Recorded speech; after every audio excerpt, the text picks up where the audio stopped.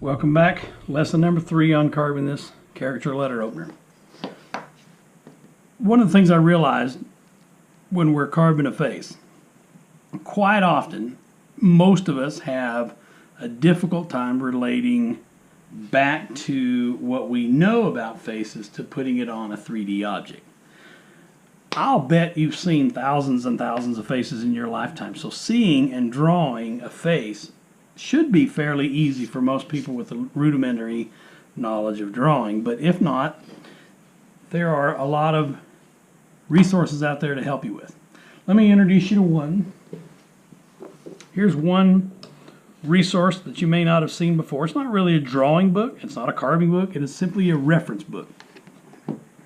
This guy named Mark Simon has taken dozens of faces and put them through all kinds of different expressions.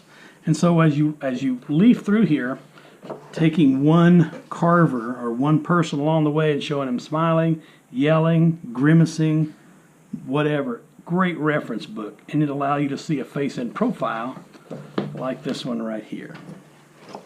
So if we were carving this face in profile, it'd be easy to be able to see where the nose goes, where the eye goes, where the mouth goes, what happens to the chin, what the ear does, the hair, and how all that lays. And it makes it easy to be able to see what you're doing, regardless of what kind of face. And there are dozens of faces in here. This is a wonderful reference manual. He has one on children, and he has one on regular people, older people. I really enjoy it. I don't use it as much because I've done a lot of faces, so I don't refer to it as often. But I also find out sometimes my faces get a little bit static in terms of all looking the same. So occasionally I'll come back here and look at that book as a reference tool. Anyway, we're back to this guy. We're still carving this face. And what I'll do as I go along the way, I'll remove some of this wood as we carve along, or remove the wood and the marks, and we'll put the marks back in. Want to separate right here. So we've got a separation between the chin and the nose. We're going to separate again the chin. We're going to separate here. We're going to separate here. So I'm going to go back to my fishtail gouge, and I'm just going to try to relieve that down to that, so it looks like the face goes down there, as well as as well as that hair right there. So we want that head to come down and make that separation there. We'll carry that drawing over here. We've decided we want hair on this fella, so we'll put his hair all the way back here, and somewhere about 2/3 of the way down his ear, maybe even half sometimes, we'll separate where his hair goes. That's not a hard and fast rule. In fact, if you want him to have longer hair, we can stretch it all the way down here. We can make him a rat tail. You can do anything you want to. As Bob Ross says about his paintings, it's your happy little world, and we'll do that with our carving as well. Anyway, we've separated a little bit here and a little bit here. We'll keep on doing that. Get that little piece of wood out of there. We'll keep on doing that. Next thing we want to do is work on the eyebrow and the eye socket. And for that, I'm simply going to take a big gouge. And all I want to do is just give myself an eye mound in there. So I'm carving to the outside, giving myself an eye mound. And if you notice, as I bring that eye mound around to the front, I also have to shape that nose, because nobody has a real flat nose that way. And so what I'm going to do is take my knife, and I'm just going to give it some kind of shape up into that eye socket, just so we get a little bit of shape to the nose. See how the nose is starting to curve in like real noses do? And so we'll do that just a little bit more. Remove just a little bit and get that going over towards the bridge of the nose. And we'll cut that off just as well. Got an eye socket in there. I'll further shape it with a smaller gouge.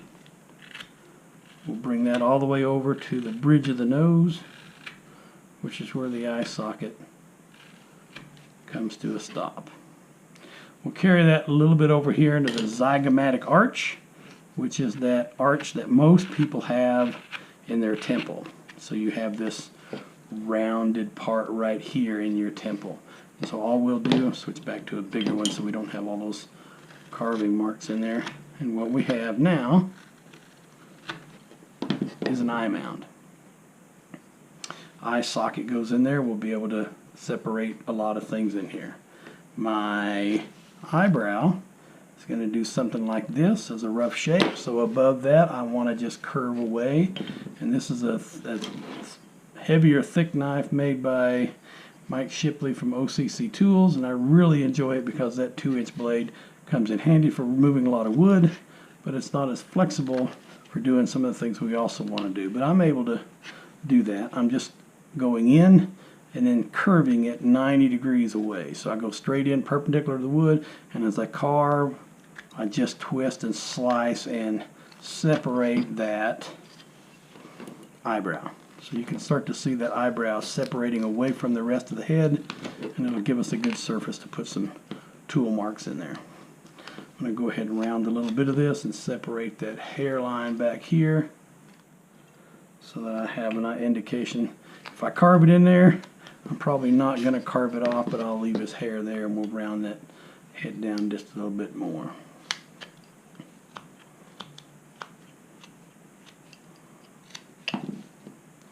Separate the hair and the ear a little bit as we go along, just to keep ourselves straight. You'll notice most carvers you take a class from or you watch carve never, or rarely, never say never, rarely work in one area alone. They'll work back and forth and up and down, and that helps work on symmetry. If you work on one area alone and then you go to switch to another area, sometimes you find that you've carved way too much off in that one area. Okay, we've kind of got a shape for his eye sockets. That's going to allow us to put in the eyebrows here. Somewhere here we'll put an eye. I'll draw that in roughly. It'll also give us room up here under the eyebrow, put an eyelid. We can carve that in the eyelid. We've left the cheekbone a little bit high. We actually want to drop that down to about right here. So we're going to remove some of this wood in here to separate this nose wing right here and make it look a little bit more like a real face. So we'll go up there, separating that nose. We'll follow that cut all the way up to the bridge of the nose, to the bottom of the eye socket. And shaping that nose a little bit more, we'll come down with our knife and remove that ridge we just put in there. Off there. And we'll shape that eye socket and the cheekbone. Alright, this thing is coming along. Actually, it's coming along a little faster than I thought it would. I taught this class here a few weeks back at our local woodcraft store, and we had a good time doing it, but it just seemed to take a lot longer than it is here. Of course, I'm teaching and carving and demonstrating, and I'm going back and forth around the table between 7 carvers, and so that makes it a little bit difficult to concentrate on just one area and round that out. Let me draw that mouth back in so we know where it's going to go. Going to be looking like that. Again, we can always go back when we're just waiting, or when we're just relaxing. We can come back in here and carve some of this wood off for the letter opener, because if you can see in some of these others, that letter opener is going to be fairly thin. You want to make it thin enough so it'll slide up under the envelope so that you can get it in there and open up that envelope, but it doesn't have to be sharp, just has to be sharp enough. Sorry about that. Okay. I like to take big gouge on a big carving like this. On smaller carvings I would use a small gouge. What I like to do is outline the nose wing, or I think they're called the nares. And on this one, what I'm going to do is try to get that rounded flavor to the nose. I'm just going to go straight in like that. What that looks like is that separates that nares. If you can see that right there. That'll allow us to go in with a little more flexible. I'll reach and grab one. Sorry about jiggling the camera. Reach down into my bag and I'll grab another one. And what I want to do is separate that little cut that I just made and this one here. I want to separate that so I can make the nose stick out a little bit and show the wings of the nose. I just think it looks a whole lot better. We'll come back in here with a V-tool and separate this a little bit more, but just around it I've got some of those cut marks on here from the saw, and just around those I'm just going to trim those off and round that nares back into the face. We can also add some shape to it as well. When we come back in here and we do the final details, we'll have a little bit of fun with that. Anyway, there's his nose. We'll put a nostril in here in just a little bit, and you can see that dot right there. We've preserved that as our high point. We've done that with our ear, we've done that with our nose, and we're going to eventually do that with our cheekbone. Next thing I want to put in, smile line. I don't know what this biological and anatomical term is. Call it a smile line because every one of us have it. Some of us it's more pronounced, but what I'm going to do is go straight in at the nose where the smile line comes in. It actually comes right up here, but on this one I want to drop it down a little bit more. This is a caricature, and so I can do that. And I just want to make a stop cut, and I'm going to actually make two in the same spot because I want to go a little bit deeper. I'm going to come up and I'm going to cut that slice off. I've got a chip right here that I want to remove, and it's going to give us part of our dental mound. Dental mound is that mound that goes around your teeth and allows us to shape the mound around the nose and the face. Apparently I've not cut enough in there.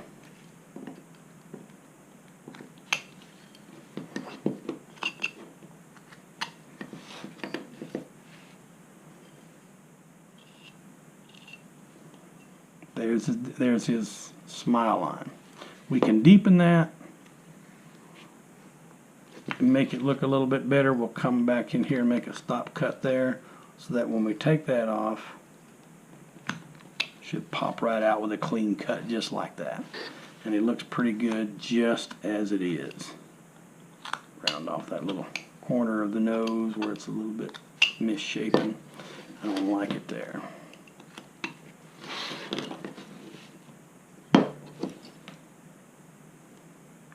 So you get an idea what that's starting to look like. Or reshape that mouth, that chin.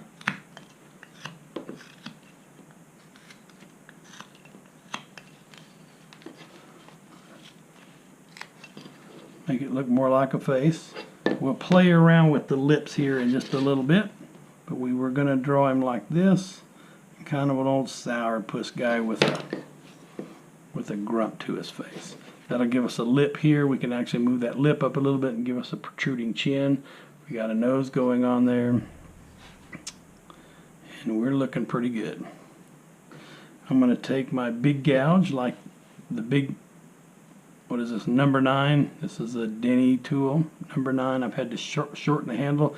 I don't have very big hands, so sometimes when these tools have handles that hang way down here, I end up with a piece way down here that gets awkward. So I like the tool itself. I just reshape the handle. I want to gouge out this so the ear has a little bit of a cut to it, a little bit of a shape to it. We'll go back and add some more detail later, but most ears have some sort of rounded shape to them on the inside like that. I had a friend of mine tell me, you know, don't spend a lot of time on ears if you're carving to sell. Nobody, or at least very few people, are going to look at your carving and say, I'm not going to buy that because I don't like the ear. In reality, some people look at it.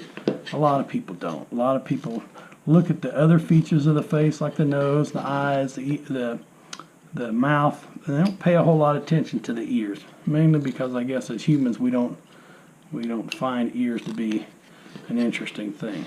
I like them to have a little more shape, and so what I'm going to do on the ear is, if the ear comes up like this, goes around, I like it to have a little, kind of a little divot there towards the lobe, and I'll lay a little divot there, and we'll come back down here.